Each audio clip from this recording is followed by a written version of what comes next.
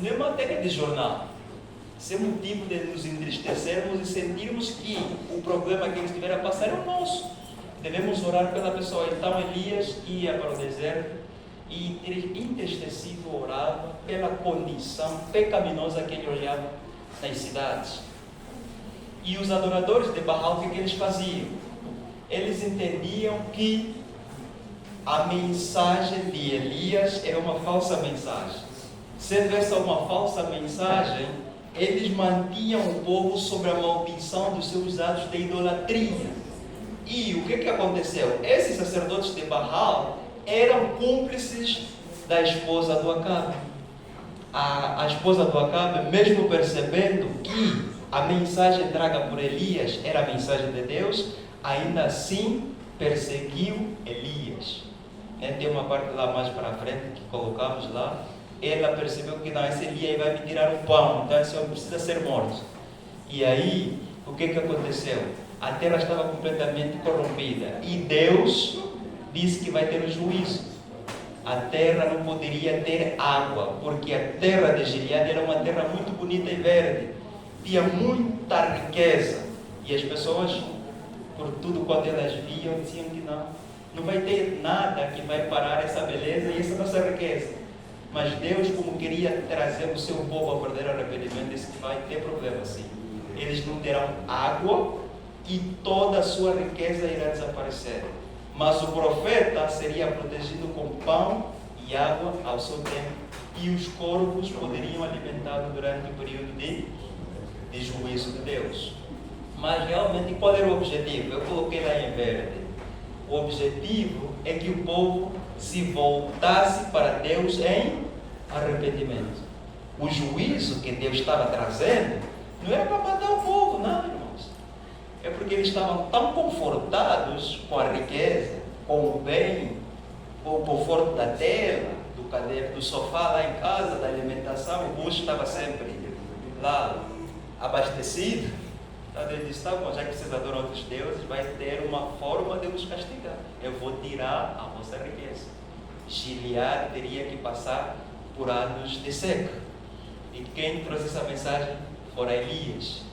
E ainda, Elias tinha uma visão, irmãos. Eu quando penso no Elias, eu penso no povo remanescente que será trasladado da terra para o céu. Elias era um homem rústico. Ele não menciona esse termo, rústico. Rústico, nós sabemos que é aquele negócio lá do campo, né, irmãos?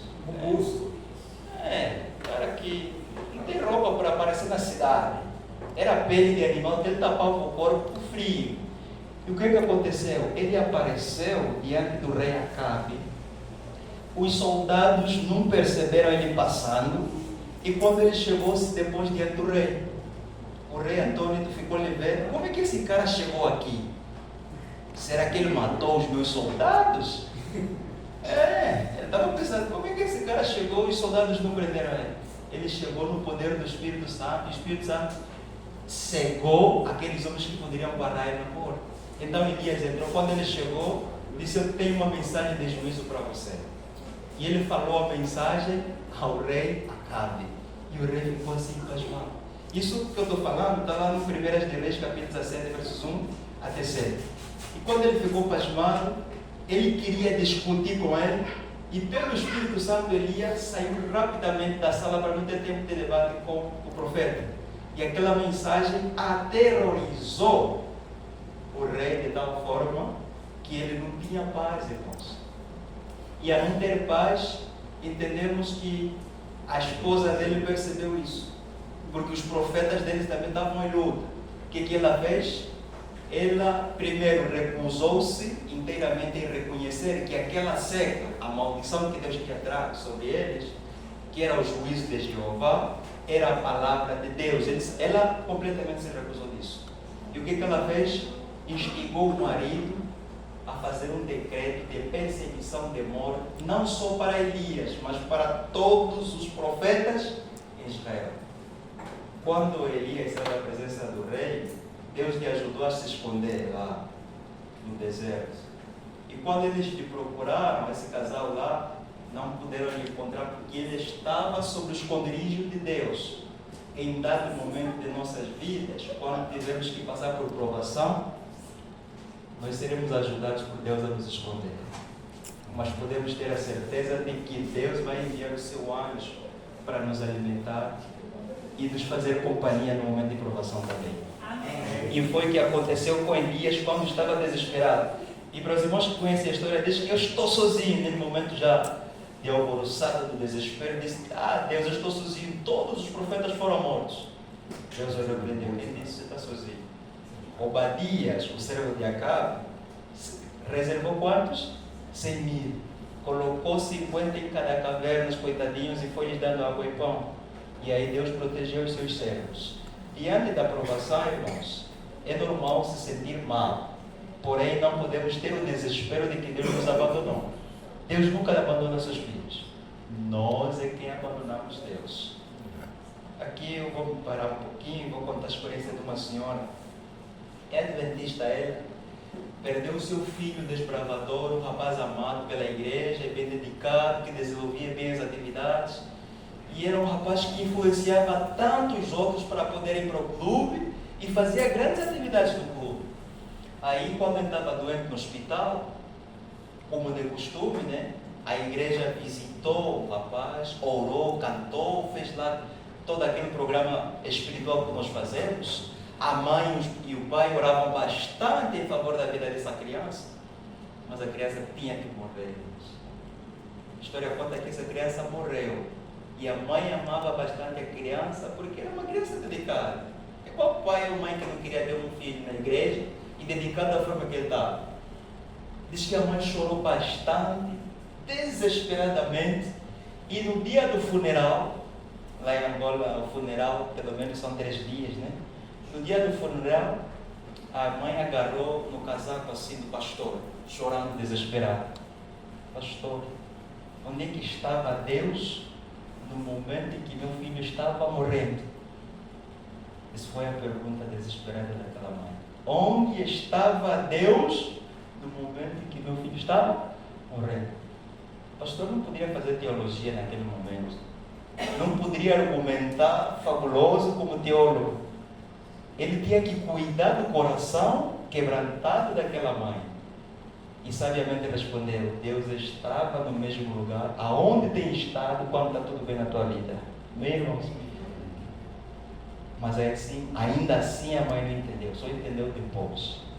Porque Deus tinha um propósito com a morte daquele filho: salvaguardar a família para a salvação. A vida daquele menino foi um exemplo de salvação, tanto para os irmãos, assim como para os vizinhos no bairro.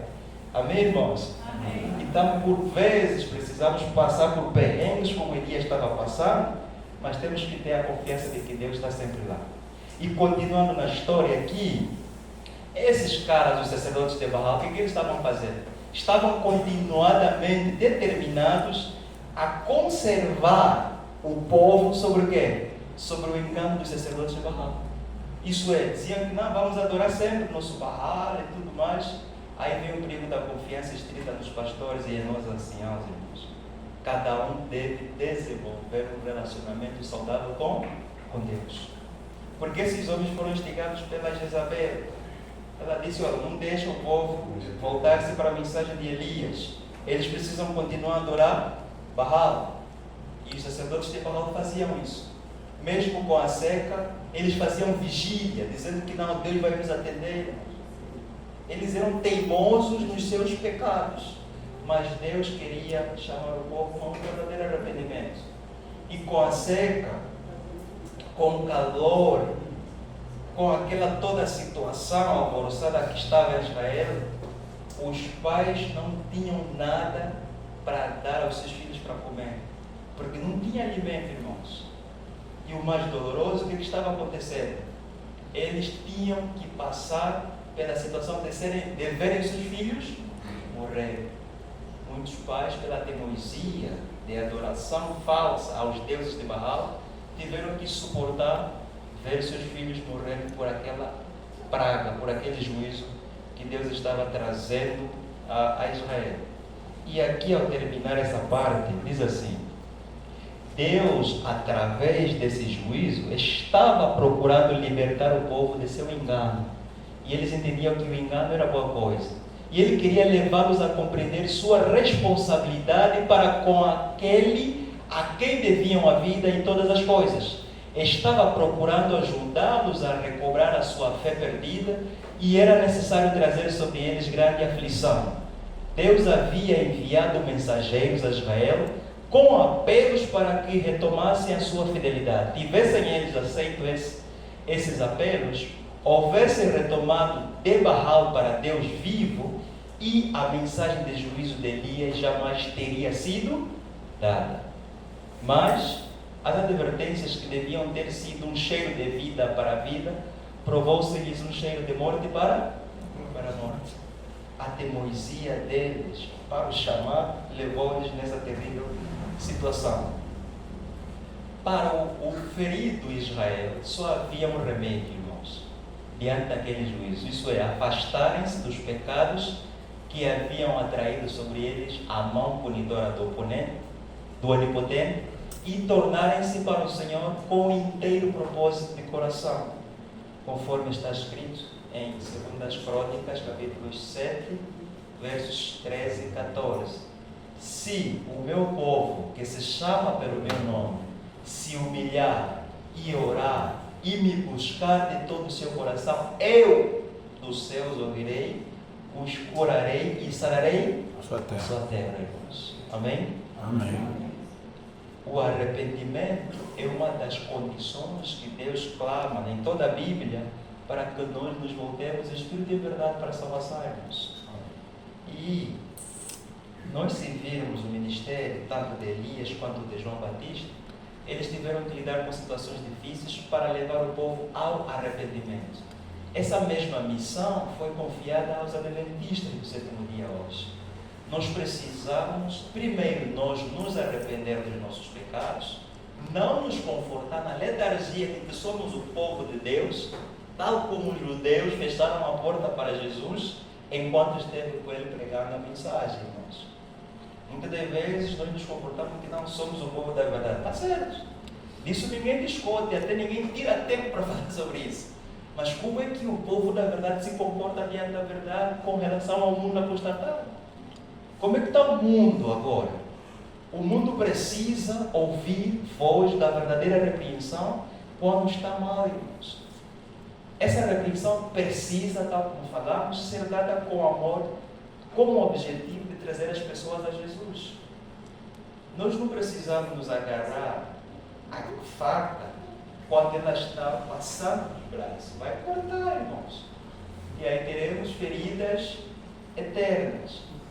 E a palavra de Deus, através da experiência de Elias, nos ensina que o propósito de Deus não é que ninguém morra. Abramos Ezequiel capítulo 18 para conferir isso.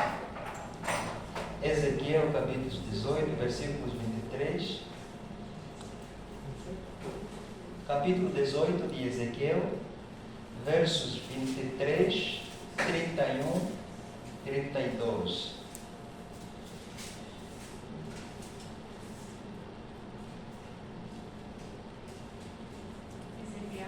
Capítulo 18, versos 23, depois 31 e o 32.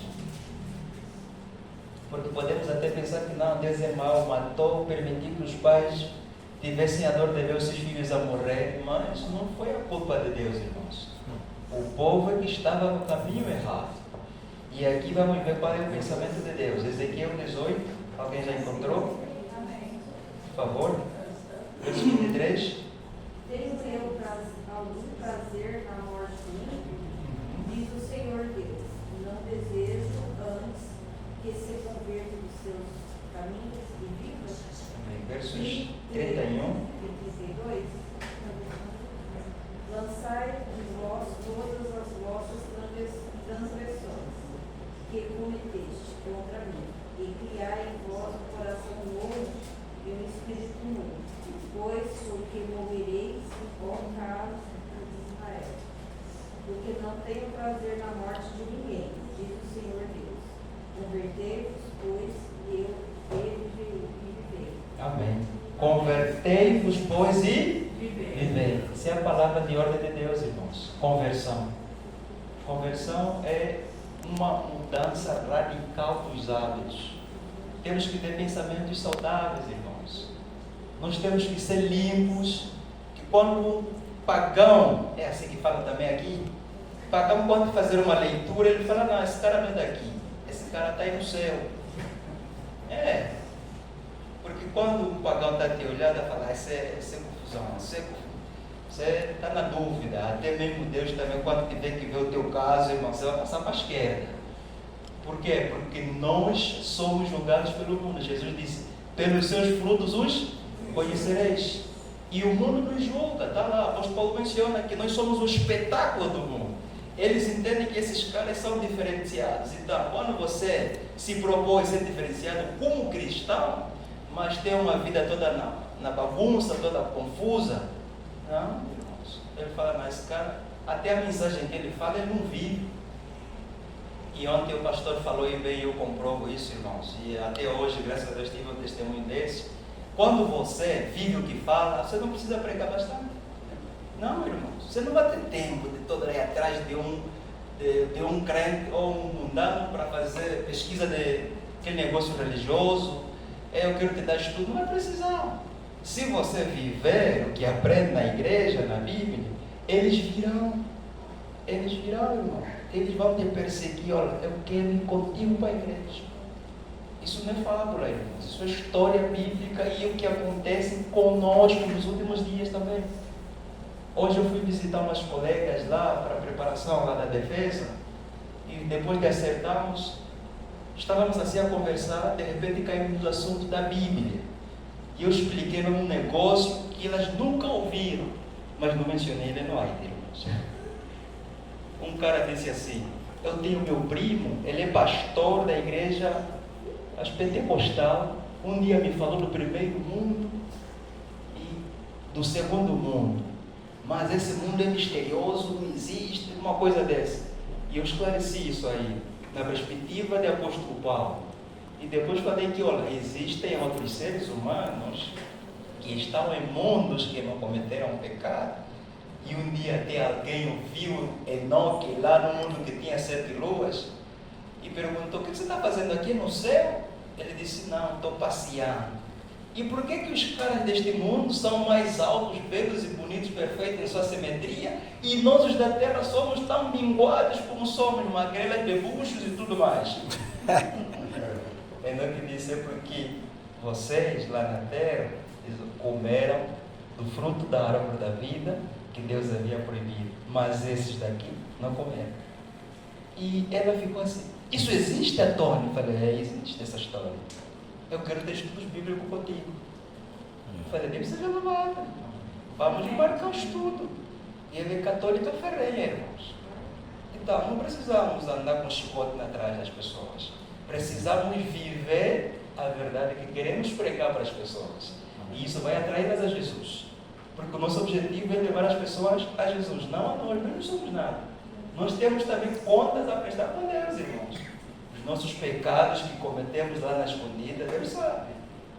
E isso precisamos, tal como a experiência nos contou, abandonar, porque Deus quer que nós sejamos salvos. Amém. E o último texto é lá, Ezequiel 33:11, né, para terminar. Está na mesma perspectiva desse texto de Noé lá. 33, versículos 11. Se alguém encontrar, pode ler, por favor.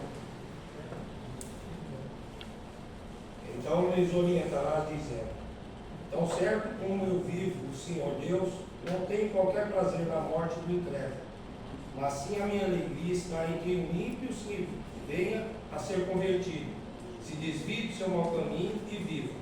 Convertei-vos, desviai dos seus vossos maus caminhos, para que o teu povo haveria de perecer, ó casa de Israel. Amém.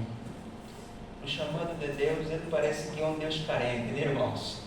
Parece que Deus não tem povo para reinar. Mas o caso de Israel se arrependa, abandone seus pecados para que vivam. Por que vocês vão viver seus pecados e morram? Parece que Deus não tem gente lá no seu trono, irmãos. Não, isso é misericórdia, irmãos. Isso é graça para a nossa salvação. Deus quer que nós vamos para o céu. Amém. Essa é a palavra dele, esse é o desejo dele. Deus quer que nós vamos para o céu. Eu costumo ter esse medo comigo mesmo. Estamos sempre na igreja aos sábados, aos domingos, às quarta-feira, alguma programação.